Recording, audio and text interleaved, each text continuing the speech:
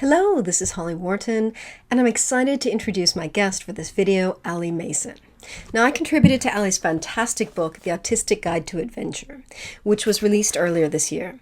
Now, while this book is aimed at autistic young people, I got so much out of it. It really reframed my perspective on autism and how I approach my adventures. And I learned a lot from this book, so I think it's good for any age. I also really loved our conversation on this topic, and I hope you enjoy it too. So, who is Allie? Allie's an autistic children's author with her first book, The Autistic Guide to Adventure, published in 2023. She lives in the English countryside with her partner and the beloved Labrador. The purpose of her writing is to give neurodivergent young people a place where they recognize themselves and feel that they belong. You can find Allie on her website, which is allywrote.com, Instagram, and TikTok as Allie wrote. So what are you going to learn in this video? We talk about what we've learned from our adventures, how our adventures have helped us to grow, how our autism has helped and hindered our adventures, our biggest challenge in having adventures as an autistic person or as autistic people, and finally, other lessons that we've learned from the autistic people who shared their stories in the book. Because one of the great things about this book is that it's not just one person sharing her perspective. It's a collection of people talking about all different types of adventures. And it's really, really good. I found it really, really useful to see different people's perspectives because, as they say, if you've met one autistic person, you've met one autistic person. We're all very different. So it's really, really useful to hear other people's stories and to read about how their adventures have shaped them and what challenges they've had and what tips they have. Because there's a lot of really good tips in this book too, if you're looking to get started on new adventures and trying new sports and things. So I'm going to pass over to the interview. I hope you enjoy it. And yeah, have a great day. All right. Hello, Allie. How are you doing? I'm very well. How are you today? Good. I'm looking forward to our conversation about your fabulous book, Autistic There Guide it to Adventure. It's so is. nice. I loved it. So can you start out by telling us a little bit about who you are and what you do? Absolutely. So my name is Allie Mason. I am a children's author, which is very cool to be able to say. I do have a normal job as well to pay the bills, where I am a landscape and training coordinator. Ooh. I know it sounds really fancy, but it just means that I do like all the operational and admin stuff for the landscape team at our environmental consultancy. So I like to name drop it and then just leave it there so that people are like intrigued. What is that? But I always prefer to lead with that I'm an author first because I think that's what I personally connect to the most. And as we saw with the book, that has only recently come out 2 months ago as of recording this. So it's a very recent development in my life, but a very exciting one. It's a huge shift. It's a huge thing to write your first book. I mean, I remember I was so scared when my first book came out. You're Absolutely. putting yourself out there in a big way. Yeah, it's that realization that people are going to read what you've written. I think Mhm. that's the really difficult thing to move beyond, because it took me so long to write the book and to go through the publishing process that by the time it was published, I'd kind of disconnected from the book and from the role that I had in creating it. And then it Yeah. came out and people started reading it and they started telling me what they thought about it. And it was so, so beautiful to be hearing all of these really um kind comments Mm. about what they thought. But there was a part of me that was like, that's my book. I wrote that book. Yeah, it's huge. So, as we've said, you wrote this fabulous book. Where did you get the first idea for this book? So back in 2020, I restarted a childhood hobby of roller skating. And I picked that up because it was just about the only thing we could do at that time, is whatever you could do in the front of your house. And we've got a nice little courtyard area that's closed off from the road. So it meant that it was relatively safe for me to be roller skating around, especially when I hadn't done it for such a long time. And I'd only recently got my autism diagnosis. So I'd been diagnosed in February, March time of 2020, and then this was in the Uh, summer And picking roller skating back up, I realized that maybe part of the reason why I hadn't kept it up was because there were different ways that I could be doing it that would be more supportive of me and my neurotypes. So I thought, oh well, I'll have a little look on the internet, as you do, thinking about, are there other autistic people out there? Not even like roller skating, just like doing active things, visibly athletes doing sports, that kind of thing. And it was really, really difficult to Yeah. find people, or to find like articles about it or anything like that. The resources around being autistic and trying to stay active were practically non-existent. And I think I really should look this up, but I can never remember. There's a charity in the UK called Sportism, who are amazing and who we did an event with a little while ago for when the book first came out. And they are really into promoting kind of autistic involvement in sport, whether that is as an athlete or just as a fan watching, that kind of thing behind the scenes. They cover everything, which is fantastic. But I don't think they weren't around or they weren't as established as they are now when I first started looking. So I just hit a wall and was like, well, this is really frustrating as a newly diagnosed person who struggled with getting active and being adventurous as a child and who wants to be like that now. I need role models. I need to be able to see other people like me doing this and hear about their experiences so that I can learn, what are their strategies, what are they doing to be able to overcome sensory issues or communication issues or all the rest of it that can be involved with taking part in a sport. I just wasn't there. And so at that point I thought, well, it needs to be there. And if somebody else isn't going to do it, then I guess I will.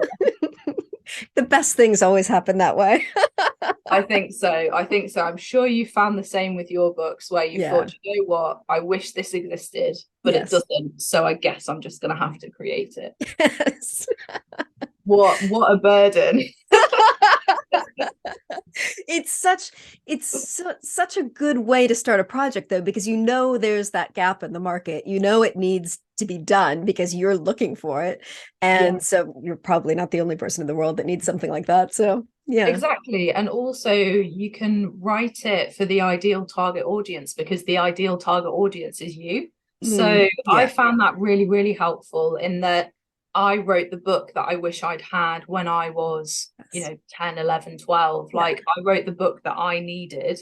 And so it's really, really precious to see actual 10, 11, 12-year-olds now reading the book and getting the value from it that I wish I'd had back then. Very cool. So what were you like as a kid in terms of adventure? Because I was not an adventurous kid. I was not a sporty kid. I hated phys ed. I hated it so much. I hated flying balls. I was terrified. And I never got diagnosed until I was very much an adult because I'm so old that autism it wasn't talked about back then. Like it wasn't a word. It wasn't a thing. Like it didn't, I mean, obviously it existed because people existed, but it just women wasn't didn't known. Get it, did they? Yeah, exactly. You didn't have autism. No, of course not. So I was not adventurous. I was so scared of everything. Like I was just not what I am today in terms of adventure. So what were you like as a kid in terms of adventure? Exactly the same. Exactly the same. So I talk about it in the introduction of the book, but I grew up with a very adventurous younger brother. So he was always very active, very sporty, doing just about everything, wild swimming, climbing mountains, skiing, you name it, he did it. And probably got a few injuries along the way as well, because that's just the kind of guy he was. But he loved it and he would just like throw himself head first. And I wanted to be like that, but I wasn't. And I, at the time, because I wasn't diagnosed, I didn't understand what the barriers were that I was facing. But it's not that I didn't try these things. Like I was part of the Scouts. Like I had the opportunity to get involved in different kind of adventurous and sporty things. I just found them so difficult and I couldn't enjoy them. I desperately wanted to, but I just couldn't enjoy them. So all my adventures were in the pages of a book, Frodo to wherever he went. Yeah, I was such an avid reader when I was a kid. And now I realized it was because I had difficulties connecting with other humans, like other kids. I had difficulties with sports, and reading was easy. And so all I did was read. Exactly. Like every spare moment of my life, my head was in a book. The only times that I got in trouble at school, because I was such a goody two shoes, was when I was caught reading behind my textbooks because I was like, oh, I'm done with this science lesson. I'd rather find out what's going on in the Shire today. Yeah. Yeah. So at what point did you realize, was it before or after your diagnosis that you kind of got back into adventures? After. After. Okay. The starting point was it's tricky actually because the starting point was after I realized I was autistic, Yeah. but before I got the formal diagnosis, Yeah. because that in itself was for me a relatively quick process. But I kind of started thinking that I might be autistic in the summer of 2019, and then kind of sat on that for a little bit and thought about what that would mean and whether I wanted to pursue a diagnosis, and then went to the doctors. It was more the spring of 2019, and then towards the autumn I went to the doctors, and then within 6 months I had my assessment. So it was Nice. crazy fast for, Yeah. for the NHS. I was Mm. very, very lucky.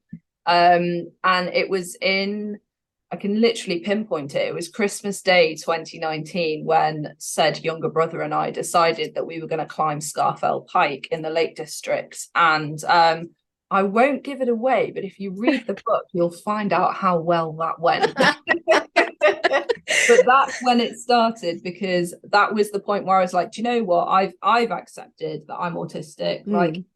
I haven't got the formal diagnosis yet, but I know that everything that this is describing is me and my experience. And so that was the first time that I tried to implement the kind of different coping strategies or the different methods of support in order to be able to be a little bit more adventurous. And who better to have that first adventure with than the guy I'd looked up to for my entire childhood, and I still look up to now. I mean, literally, he's like 6'2". He's massive.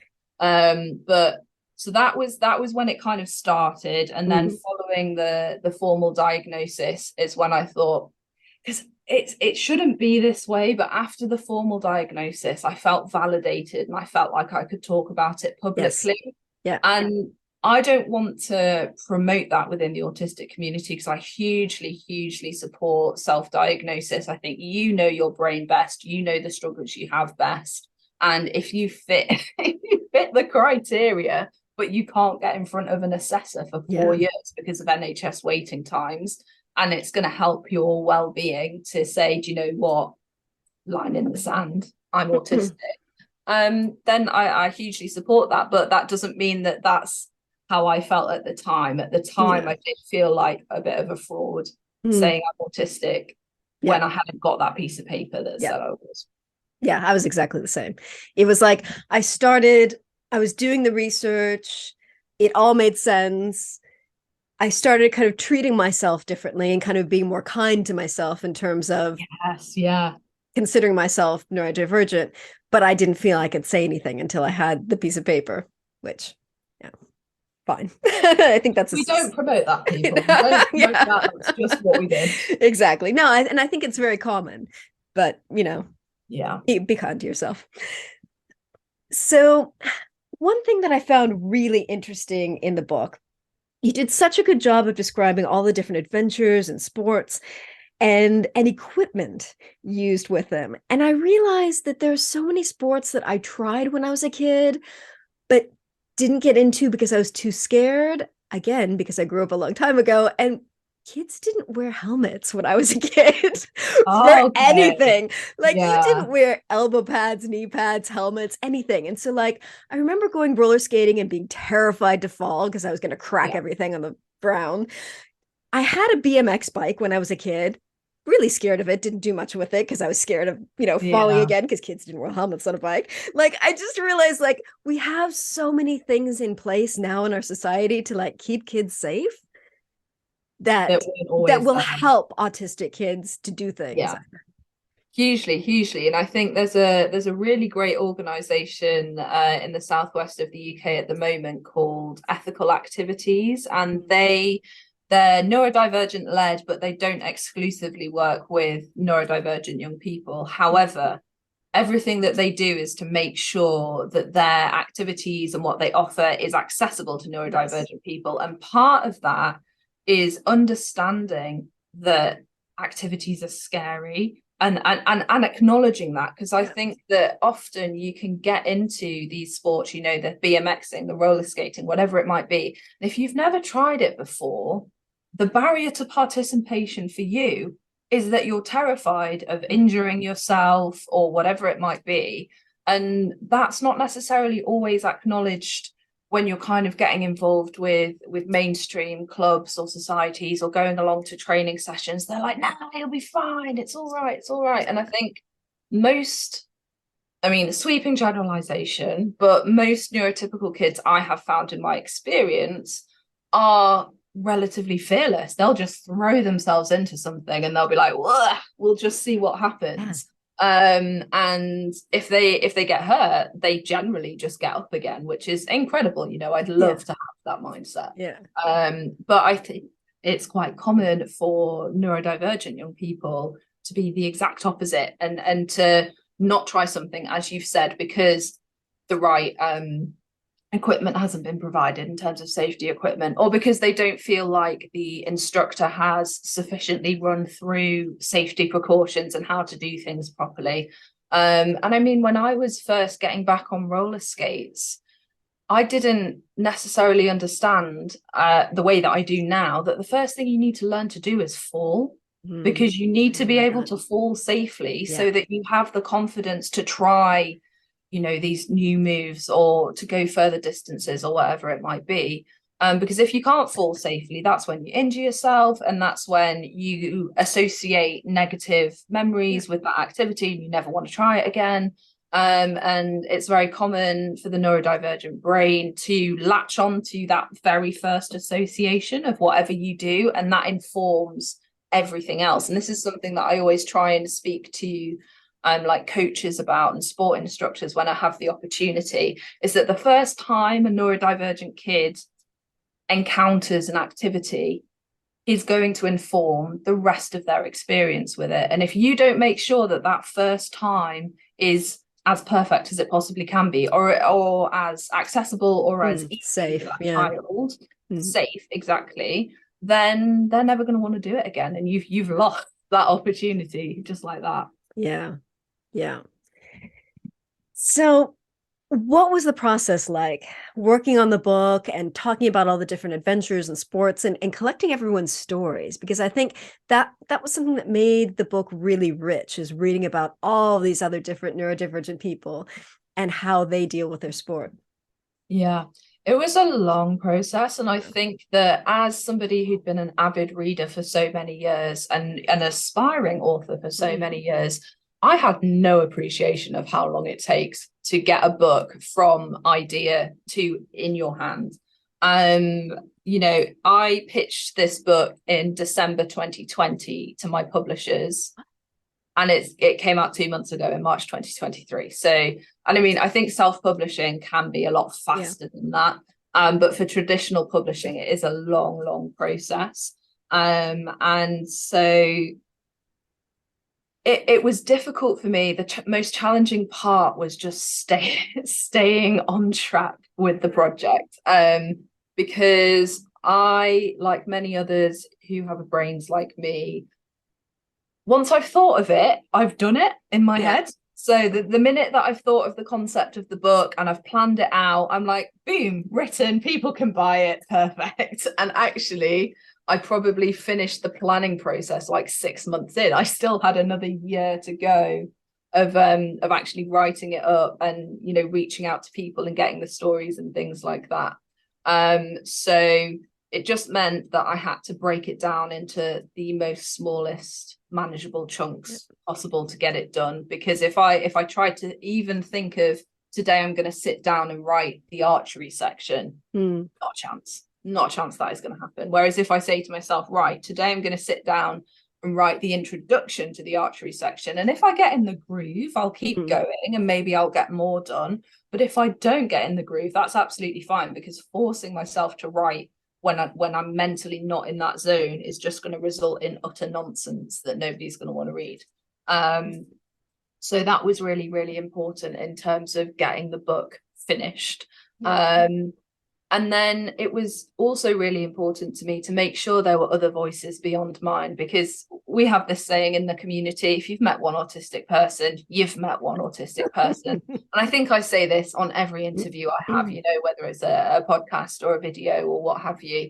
I'm always like really trying to get that home to people, is that autism is a spectrum for a reason. And that's because that each one of us will have different kind of levels of the difficulties that we face, different levels of the strengths that we have, and we can present in totally opposite ways despite the fact that we have the same diagnosis.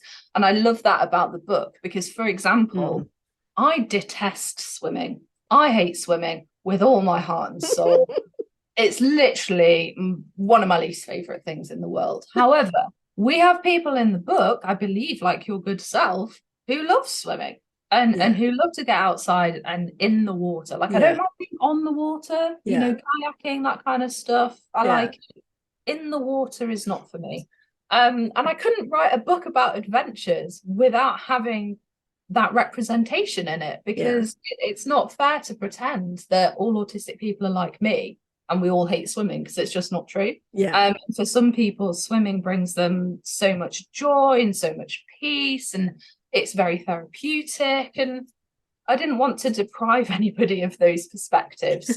So that's why collecting all of those different stories was so important. I also do like the points where you talk about challenges and things that you don't like, such as sand.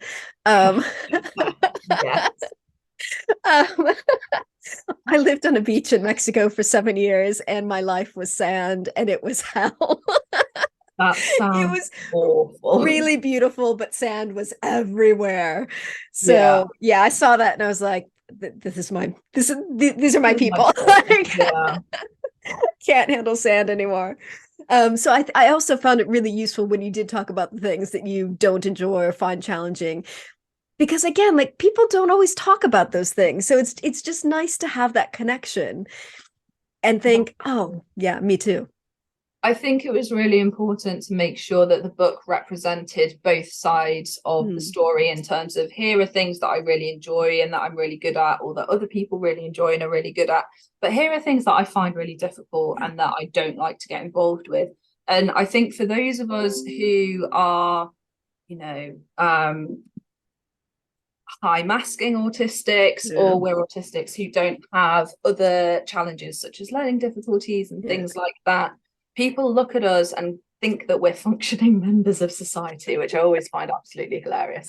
But it's so important to bust that myth and to actually show people, you might look at me and think, you know, successful, professional, she's got it all together, but it's because I've created an environment for myself where I can survive. If you put me on a beach, not a chance. Then you're going to look at me and be like, oh yeah, no, that's a low functioning autism. She's got some challenges. Exactly. It's like, it depends what environment I'm in, whether you can visibly see that I'm autistic. And there are certain people, and I think that's such a good way of explaining it to people who maybe don't have a lot of experience with autism or being around autistic people, is that it hugely depends on so many different factors. And there are environments that you can put me in where I will look the way that you expect an autistic person to look. But equally, there are environments that I'm in, like my home, that I have designed to be appropriate to my support needs, where I'm not going to look autistic. I always say autism is not a facial expression. You can't look autistic. But just in terms of people who don't necessarily have the understanding that we do because we live with it, I think that's sometimes an easy way to get across what we're trying to say. One thing that I really liked that you had in the book for each sport was the section on support recommendations. And I don't know if this is because I got diagnosed so late in my life, and I spent the first 42 years of my life not knowing I was neurodivergent. I don't ask for support. I don't, I don't, I don't ask for help. And reading this book made me realize that it's okay to ask for support. And Yeah. I don't know, it was a big like shift in my head when I read that, because like I just got my black belt in kickboxing last year. So that took me, thank you. That's awesome. And it was hard. Like there's so Yeah. much multitasking in kickboxing that I found it I am really hard. sure. There was a very rough learning curve for me, and I really worked hard to get that. I've never told my teacher that I'm autistic. Wow. Okay. Yeah. And I'm sure that I could have gotten extra support. I'm sure that I could have gotten extra help. I'm sure I could have gotten extra understanding if I had. I've never told him that. Yeah. And it's made me realize like I might be making life hard for myself by Yes. not asking for Yeah. support. So reading Yeah. this book has really opened my eyes to the fact that I could be treating myself more kindly and like getting Yeah. help from other people. Exactly. And it's so, so nice to hear you say that, because that's really one of the things that I wanted to get across with the book. I think that one of the key barriers that you can face if you're aware that you're autistic or neurodivergent and that you need extra support in order to thrive rather than just survive, one of the key barriers to getting that is knowing what to ask for. Yeah. And I think, it's all well and good being like, I'm autistic and I have sensory challenges, but how do you communicate that in a Yes. way to a coach or a sport instructor, A, that makes sense to them, and B, that translates into actual support methods and strategies that work for you? Because Mm. if you don't have examples of what other people have done before, like so often in various different contexts, I'll be asked, oh, what accommodations would be useful? And I'm like, well, I I don't don't know. know. I don't know. I just know that it's hard. I don't know what we can do to make it easier. Like we're just Yeah. going to have to try a few things and Yeah. figure it out. And I really hope that that's what the book gives to Yeah. people, is that it gives people examples of things you can try, and Yeah. maybe they don't work for you, maybe they do, maybe you need to adapt them. That's cool as well. But also to have the confidence that it's okay to ask for support, because Yeah. I think the prevailing narrative in the adventure community is that unsupported is superior. Yeah. And I hate that with a passion, Yeah. because it completely trivializes everything that we have to overcome just Yeah. to be able to do the same things as other people. Yeah. Um, I remember the other day on TikTok, I saw a video of a lady who'd just been given ADHD meds for the first time. And Wow. she was so, I don't even know the right word for it, like baffled or perplexed or amazed when she realized the clarity of mind that most neurotypical people are walking around with for free. Like they don't have to pay for medication just Yeah. to be able to close off the 5 different channels playing in their brain. Yeah. And so I think that really plays into this conversation around unsupported is not superior, because if we're not on a level playing field, Mm. so if we need support just to be able to level the playing Yeah. field, that doesn't make our achievements any less Yeah. than someone else's who's, I don't know. I think there's one lady who is incredible, don't get me wrong. I think she like ran barefoot around New Zealand or something. Wow. And I was like, that is super awesome. But a big part of the narrative around this challenge was that she'd done it completely unsupported. Yeah. And it's like, well, cool, but I'm autistic and I have meltdowns and I can't deal with the sun. And do you know what I mean? Yeah. I'd love to do something like that, but I know that I could never even try Yeah. if I was going to be looked down on for needing support. Yeah. And I think I just haven't given myself credit for how different the playing field is for Yes. me. Yeah. And I was reading in Alice's story about skiing. She mentions that she competes in Special Olympics, and that was another huge like penny drop moment for me, because I didn't realize that as neurodivergent people we could be eligible for Special Yes. Olympics. Yeah.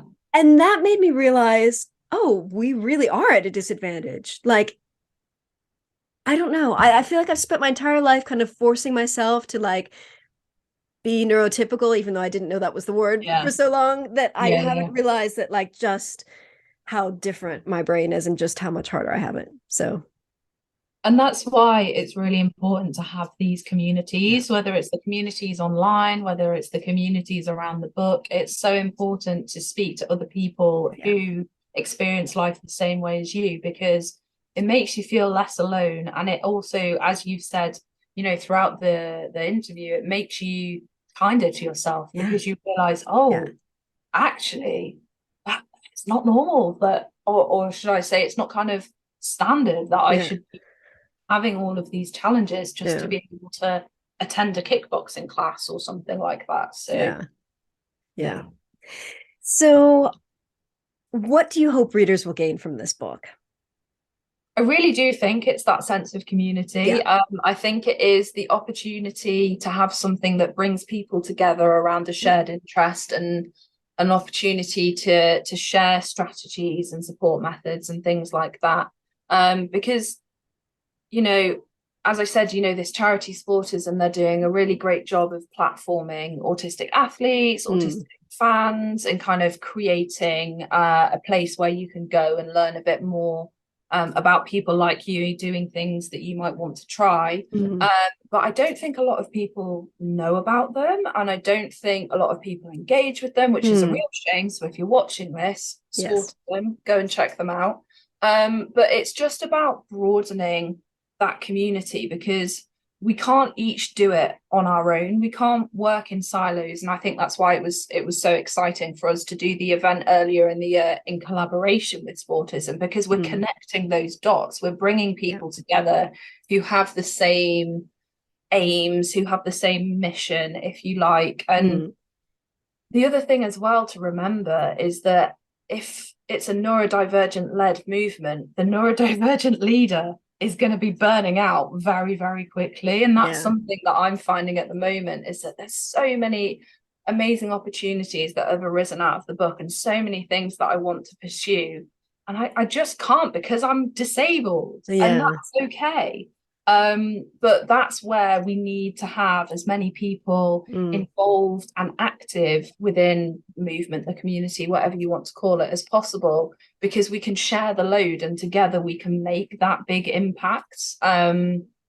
So yeah, I think, you know, from a kind of very broad perspective, that's mm, what I really hope the book will achieve. And then in terms of like individual kids picking up the book, it's just mm, the confidence.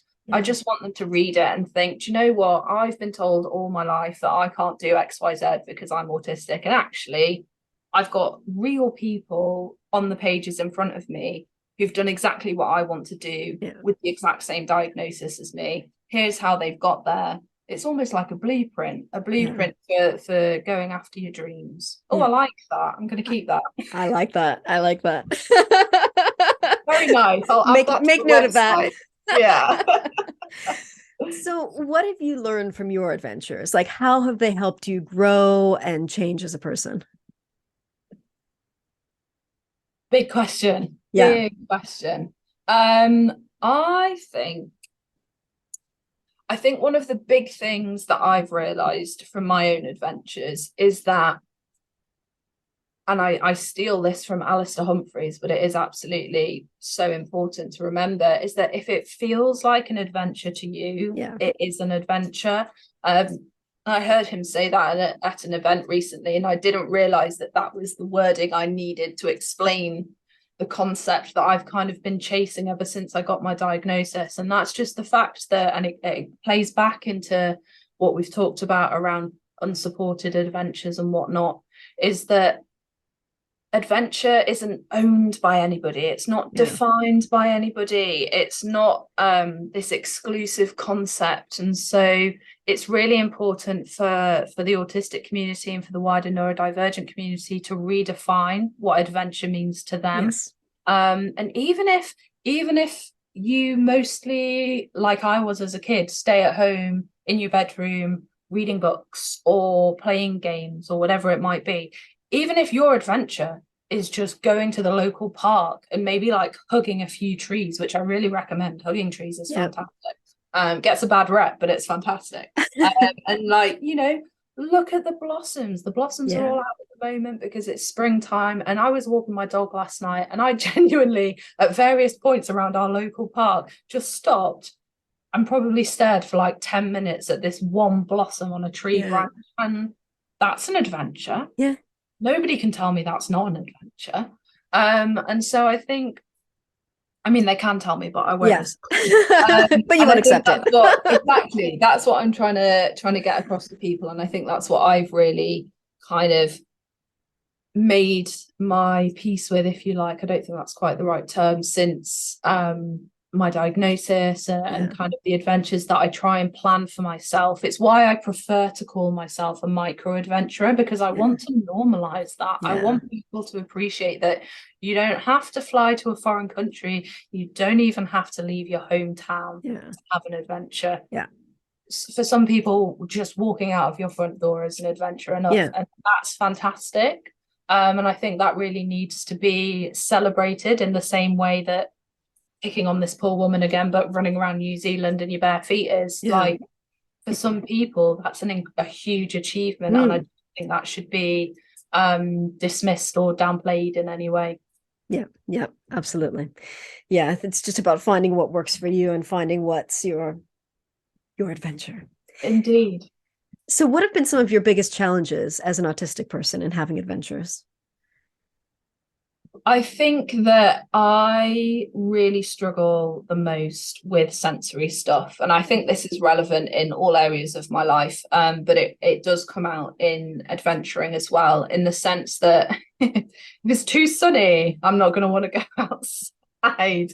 If we're, I don't know, in a really noisy environment, let's say, somewhere that I find really challenging is like a climbing wall, because normally they're so noisy, because whoever is belaying the person who's climbing, kind of doing the rope stuff at the Mm. bottom, is yelling up to them, and they're Yeah. yelling back down, and you've got multiple people on the wall at the Yeah. same time.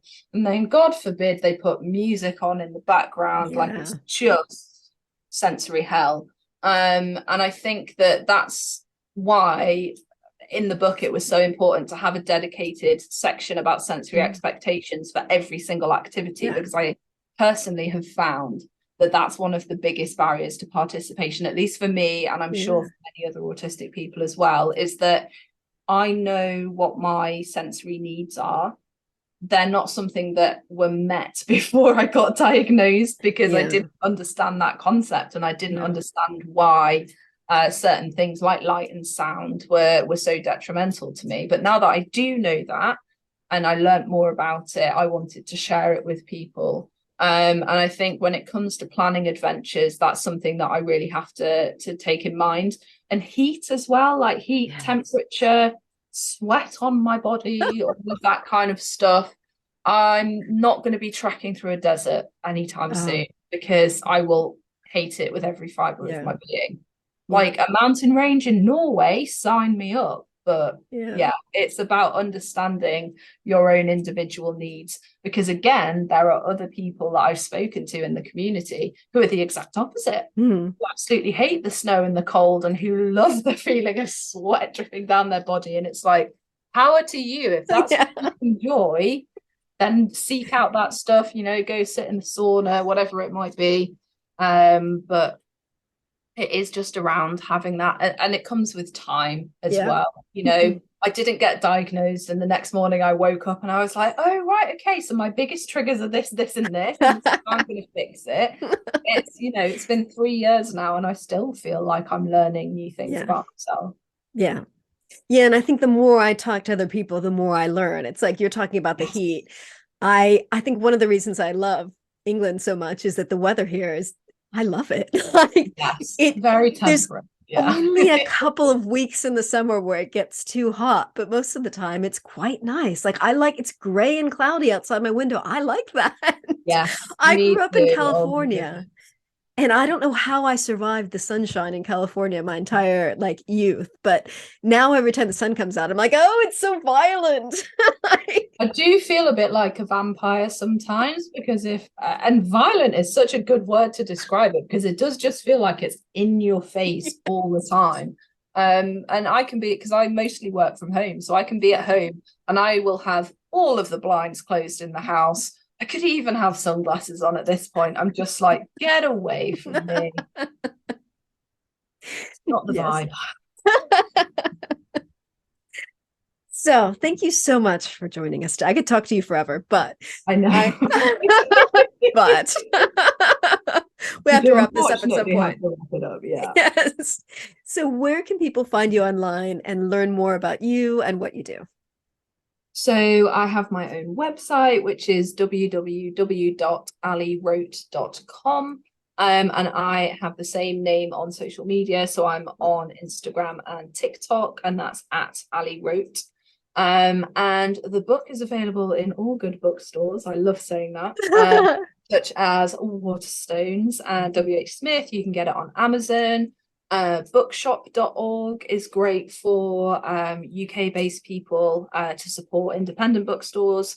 And if your local bookstore does not stock the book, you should go in and ask for it, because that's I again, something else that I didn't necessarily understand as a reader is that bookstores will stock books when people ask for them, and if they don't think that people are interested, they won't get the book in stock. So the more people that go in and demand the Autistic Guide to Adventure, the better. Yes, exactly. Fab. Well, thank you so much for sharing your stories and your fantastic book. And anyone reading this, if you've got an autistic child or neurodiverse child, or if you're autistic yourself, please do yourself a favor and your family a favor and get this book, because I really enjoyed it. I've highlighted things, I've underlined things. You will make my day. Good. All right. Well, thank you.